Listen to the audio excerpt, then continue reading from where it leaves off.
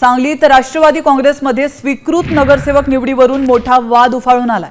नगरसेवक निवडीवरून पक्षाच्या 35 पदाधिकाऱ्यांनी राजीनामे दिलेत। शहर जिल्हाध्यक्ष पद्माकर जगदाळे यांच्याकडे राजीनामे सुपूर्द करण्यात आल्याची माहिती मिळते। महानगरपालिकेचे गटनेते मैनुद्दीन बागवान यांच्याकडून पक्षाचा आदेश डावलत पक्षाचे संबंधित नसणाऱ्या व्यक्तीची स्वीकृत नगरसेवकपदी निवड करण्यात आल्याचा आरोप यावेळी करण्यात आलाय। आणि या प्रकरणी उपमुख्यमंत्री सुनेत्रा पवार यांच्याकडे तक्रार करण्यात येणार आहे अशी माहिती राष्ट्रवादी गटाकडून शरद पवार राष्ट्रवादी गटाकडून स्पष्ट करण्यात आलं।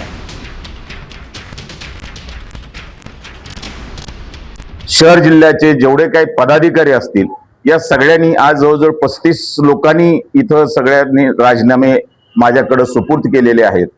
पक्षानं कठोरात कठोर कारवाई गटनेत्यावरती केली पाहिजे आणि पक्षामध्ये अशा पद्धतीने परत कोणी धाडस नाही केलं पाहिजे, अशी कारवाई झाली पाहिजे असं सर्वांचं मत आहे। ते आमच्या पक्षात नाहीत, त्यांचा काही संबंध नाही, तरी सुद्धा आज कसं अचानक त्यांच्या मनात आलं आणि त्यांनी काय त्याच्या मागे दडलंय हे ह्याचा सुद्धा आम्हाला शोध घ्यावा लागेल। राष्ट्रवादी काँग्रेस पार्टीमध्ये स्वीकृत नगरसेवकासाठी प्रदेश कार्यालयाकडून वरिष्ठांच्याकडून जी नावं आली होती ती नावे फसवून गटनेते मैनुद्दीन बागवान यांनी पार्टीची फसवणूक केलेली आहे, वरिष्ठांची फसवणूक केलेली आहे, सर्वसामान्य कार्यकर्त्यांची फसवणूक केलेली आहे व परस्पर नाव बदललेलं आहे।